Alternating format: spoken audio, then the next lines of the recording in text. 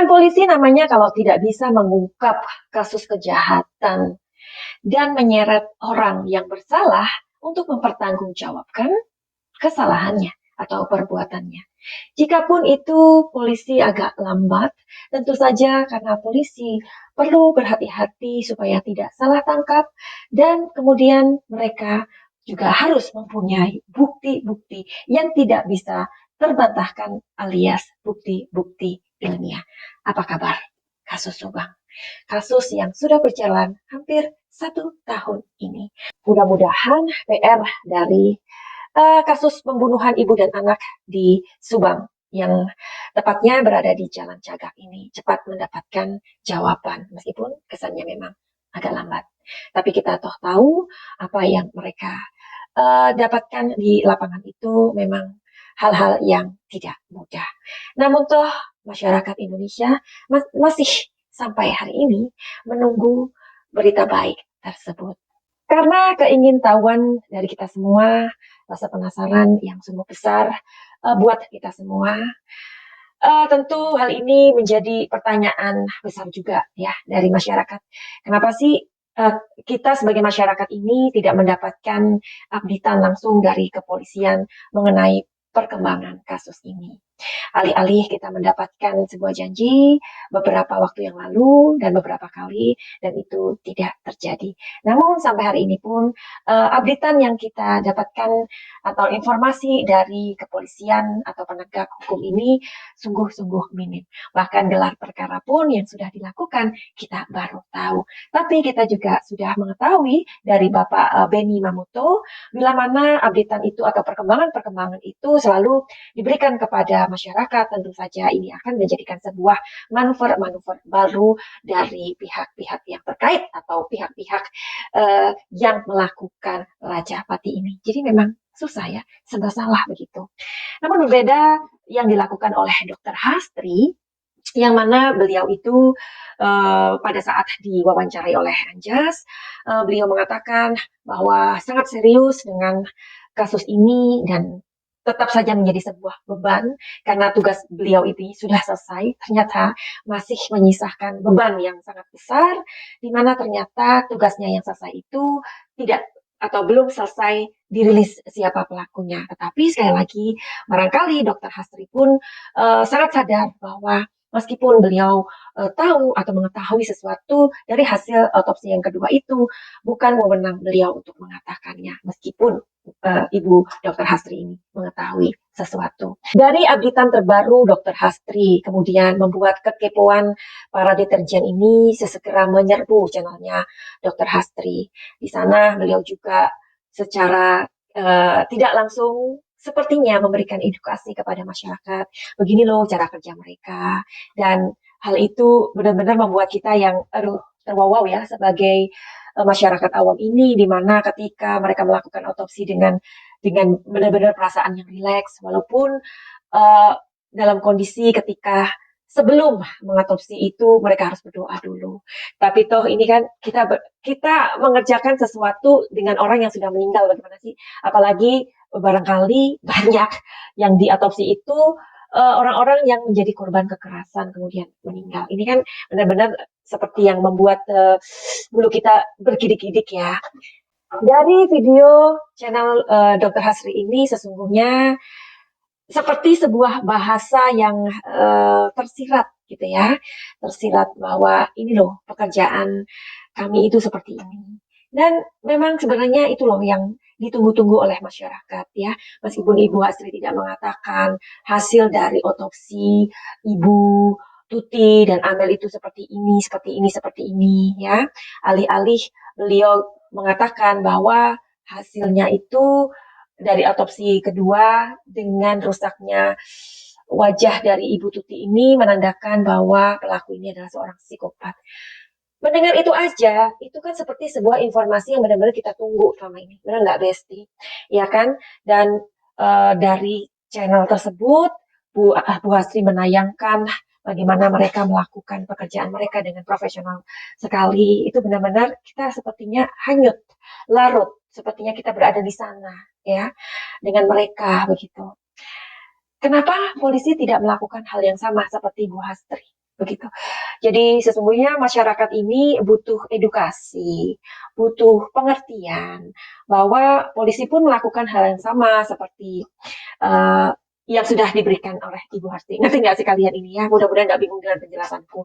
Jadi mudah-mudahan kepolisian juga melakukan hal yang sama seperti yang Ibu Hasri berikan, gitu ya, mencoba memberikan sebuah edukasi kepada masyarakat, tapi melalui sesuatu yang berbeda. Sesungguhnya masyarakat ini butuh diberikan sebuah clarity atau kejelasan tentang kasus ini ya. Jadi nggak diam-diam gitu, tapi ada sebuah upaya atau kerja kerja yang benar-benar dinanti oleh masyarakat ini, mungkin melalui edukasi, melalui video. Jadi gini loh, polisi itu kalau bekerja tuh kayak gini atau kayak gini.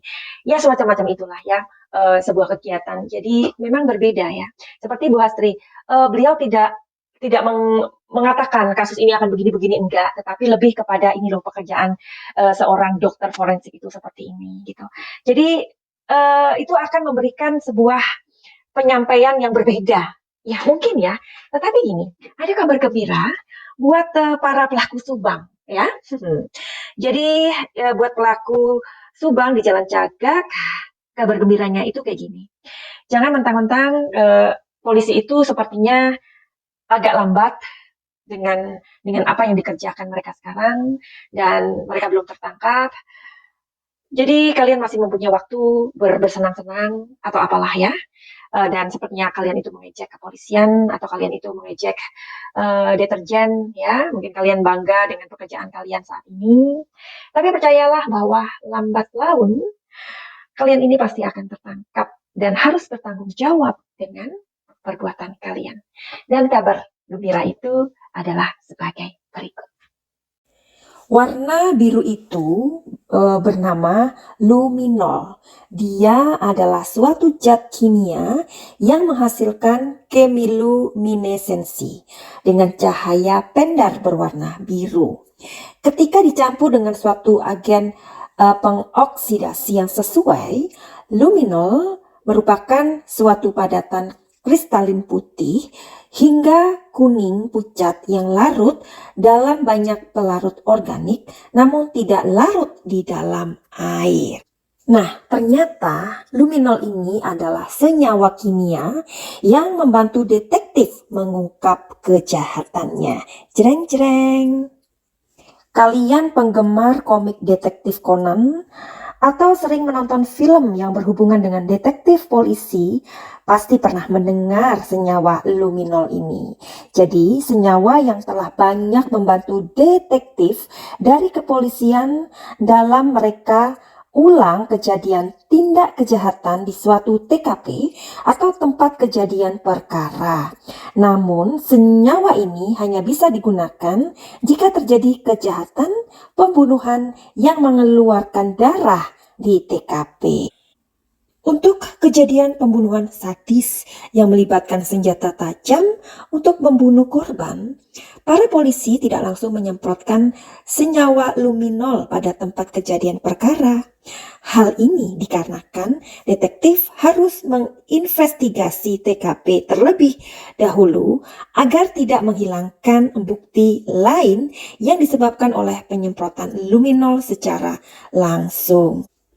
Nah, kelebihan lain yang dimiliki oleh luminol ini ternyata dapat mendeteksi bercak darah walaupun bercak darah tersebut hanya sedikit.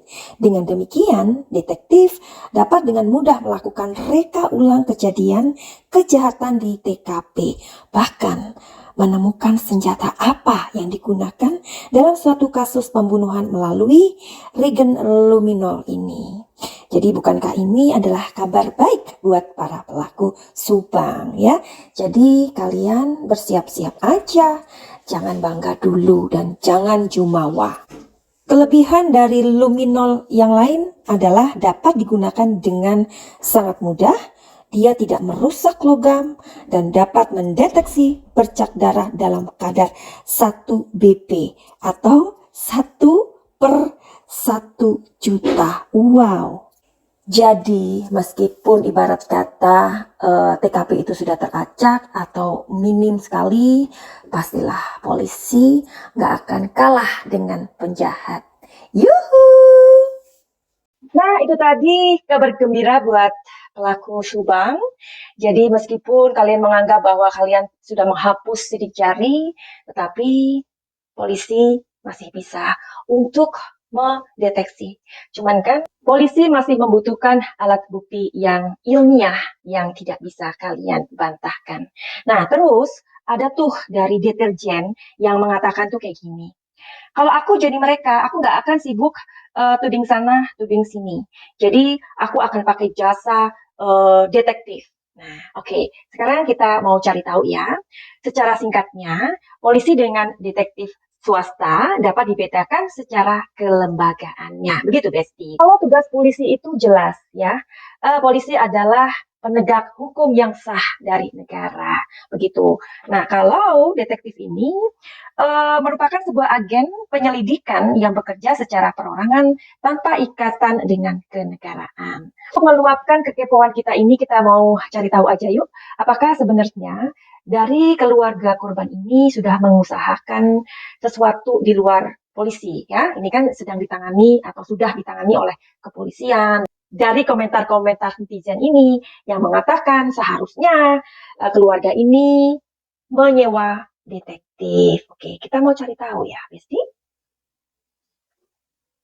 Ya, jawabannya adalah Six of Swords. Oke, sebentar.